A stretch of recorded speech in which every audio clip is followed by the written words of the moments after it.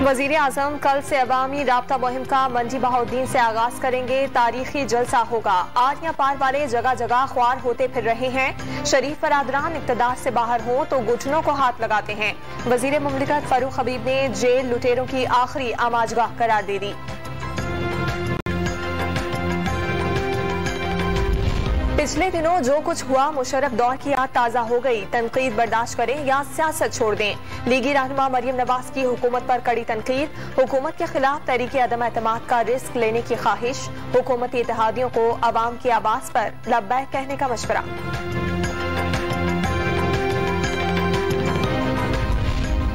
Public accounts committee के इजलास में FIA, मारपीट, फंसाने, उठाने, खामोश रहने और अंदर करने की बातें। वजीर खारजा की तारीफ। वजारत मवासलात को बेहतरीन कारकर्दगी का अवार्ड मिलने पर सवाल।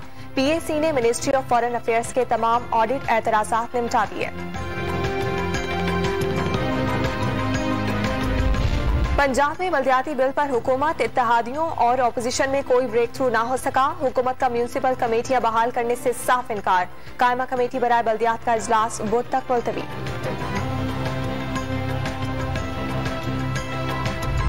तहरीक इंसाफ सिंध में तंजीम साजी को धचका। तकर्रुरी के चंद घंटों बाद अपोजिशन लीडर हलीम आदिल शेख और अली जुनेजो ने ओहदों से इस्तीफा दे दिया।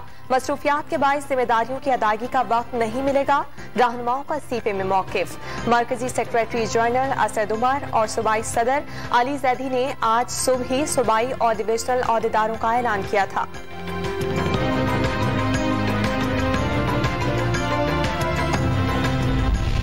MQM ने सिंध में प्राइवेट इदारे सीवा टेस्टिंग सर्विस के जरिए सरकारी भर्तियां मुतनाज़ करार दे दी। लाखों नौजवानों से धोखा किया जा रहा है। विफाक से मुदाखलत की अपील।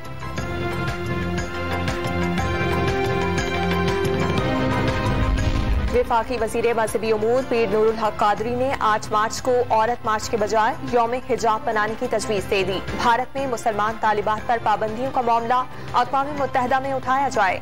वजीर आज़म इमरान खान को खत।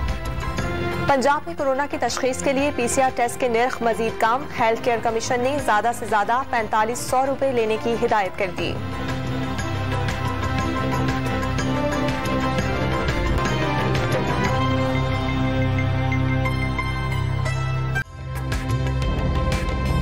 ताज़ा तरीन वीडियोस के लिए हमारा YouTube चैनल सब्सक्राइब करके बेल आइकन प्रेस कीजिए ताकि आपको मिले हर अपडेट सबसे पहले।